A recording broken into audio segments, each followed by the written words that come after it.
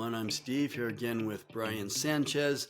Brian's at our Fitness for 10 studio in Carson City, Nevada. Thanks for being here, Brian. Glad to be here with you, Steve. Every day's a good day with you on my side.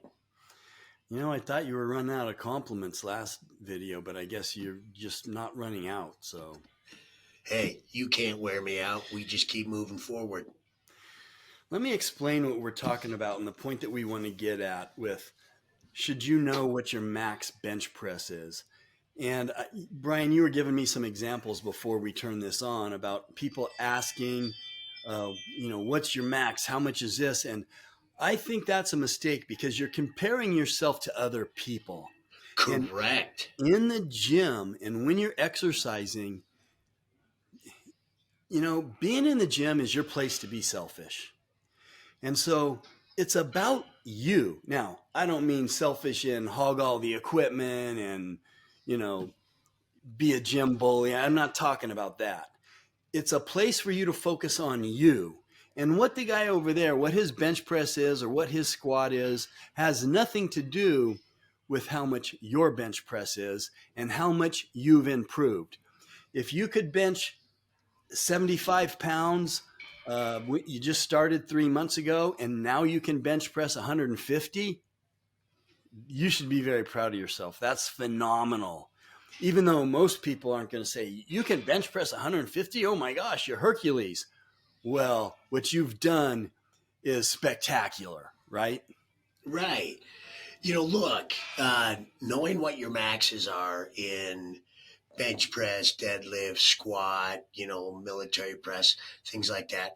I think it's an old way of creating conversation for a lot of meathead lifters like myself. We always used to talk about what's your max, bro. In all reality, it does not matter.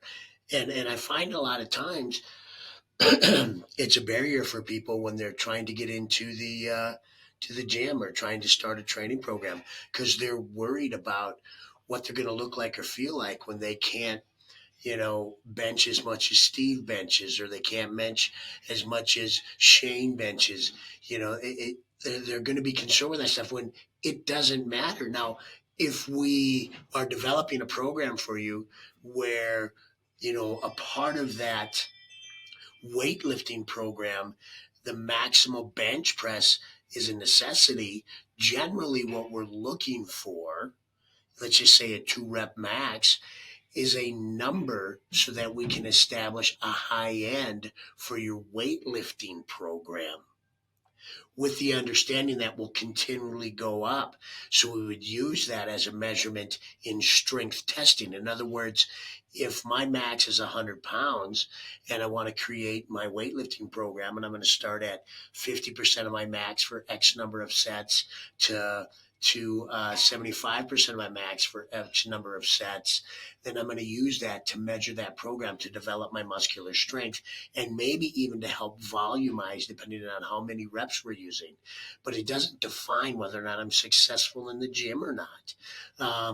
If I'm trying to lose weight, I will tell you that my max lift is irrelevant. That's just my opinion. I'm sure there's plenty of people out there who are going to say, "Oh no, it's not," because they could take it to the extreme.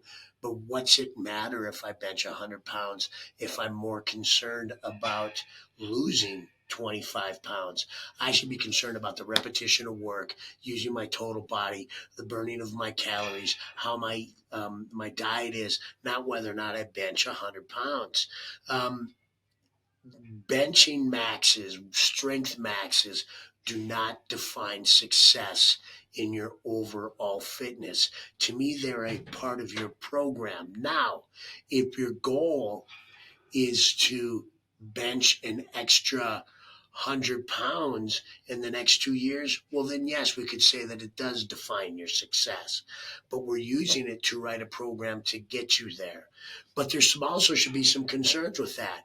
If I'm brand new to the gym and I'm 56, 57 years old, depending on what week you talk to me this year, if I'm using the maximal bench as my go-to and I want to try to get as heavy in my lifting as I'm trying to get, that might be a bad thing.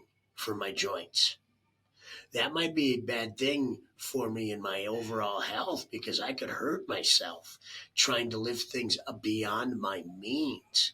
Now, if I've been lifting to my maximum in strength training for a couple of decades, I might have that beautiful bonus of success that my bone density's increased. So it has established a better health criteria for me in bone density. That might have helped me out.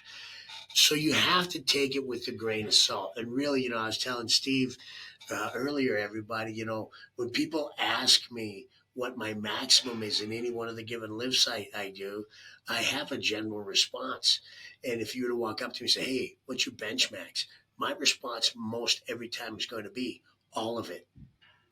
Because you can't really define a number of max as success of what I'm doing. Is Steve and I can't compare our maxes and say that one of us is better than the other when we're both having success in our personal fitness journeys. But remember, I just said personal fitness journeys, which ties back into what Steve was talking about in the beginning. This is about you. This is about how we define you. This is about how we work with you. So never allow your bench maximum, your squat maximum, or any other maximum lifting level to stop you from getting into the facilities and working with us. But also, if that's your goal, come on down. We'll get you lifting. And I'll say one thing about my max and my bench press max, but I before I tell you about that, I want to say don't chase weight. What I mean by that is when you start looking at other people and what they can bench press, and so you put on as much as they did, you're chasing weight because that might be too much for you to perform the exercise properly. So now And safely. you're gonna lose your technique. You could injure yourself. You're cheating. You don't get the benefit from an exercise when you're cheating, when you're swinging. And there's some really, really sophisticated lifters who are very experienced. Sometimes they'll do what's called a cheat rep, but that's not for 95% of the people in the gym. Don't chase weight. So that's what I would say. Be careful. And you're probably chasing weight when you're looking at what other people are doing and trying to match them. No, try to match what you did last time. Now, as far as I'll tell you, I'll give you a tip on what my max bench press is. And I will tell you that in the last couple of years, I haven't seen one child under 10 years old that can bench press as much as me. What's so funny? Nothing. I don't know where you come up with some of the stuff. And I agree with you on that one. I think that's a solid comment. I'm all good. Yeah. I feel secure in who I am. Now, if there's an 8-year-old out benching me, I might chase a weight a little bit. You might have to go for it. I Yeah. haven't seen that yet, though. Well, I can honestly tell you, Steve, outside of when we do our fundraiser with one of the groups here in the area that we actually work with, Fitness for 10 does, none of us that I train with chases a maximum. We lift heavier, but we aren't in here trying to define our max on a regular basis. And I think it would be foolish to come in here every week and try to get the heaviest thing because, like Steve's saying, is you're not really training the muscle the way you want to. Now, when we're lifting heavy, we have heavier levels of weights we're using. We're doing repetition work. I would be much more happy benching 315 pounds 5 times for, 4 or 5 sets than I would be of whether or not I can get a one-time max rep over 400 pounds. Because I know that I'm conditioning the muscle in a very different way. And I think that's part of the understanding that has to come with this. But what does that matter to Steve? Nothing. Because it doesn't matter because it's what I'm doing for me. He's looking at his body in a very different way because he doesn't want those 10-year-olds to outdo him. That's right. And even a professional power lifter, and correct me if I'm off a little bit, Brian, but even a professional power lifter is not going to test their max one rep more than 8 to 10 weeks. 8 to 10 weeks, maybe one time they try to see what their one rep max is, but that's just to see where they are. And that's probably the most they would do it. They're shooting for a contest that's maybe 6 months out. And so as they're shooting for that contest, maybe 6 months out, they're going to maybe, what do you think, test their max maybe 2, 3 times at the most? Right, but what they're doing is they're conditioning their body for those tests. They're on a very specific program. Their eating is dialed in to build that strength. That has to be the number one thing for them. How they eat. Their number two then is how they train. And it's a very defined program on how to get to that maximum level. And when they get to that maximum level, it is impressive. There's nobody in our facility that can touch these guys. Well, I shouldn't say that. We do have on staff a very significant power lifter, one of the young guns here who can probably outlift everybody in our little city. That's some very, very impressive stuff. And I can assure you, none of us are close to those guys. And even those that are semi-professional or regularly compete on circuits that aren't necessarily professional, but in the amateur ranks, they're outlifting everybody, and it means nothing to what we're doing for ourselves. We can't touch those guys. They do that. That's their thing. It's like we all think we can't all be professional baseball players. We can't all hit a 400-foot home run. Does that lessen who we are? Absolutely not. To put another point to it. It's opening day, by the way. That's why you have to mention baseball. Oh, yeah.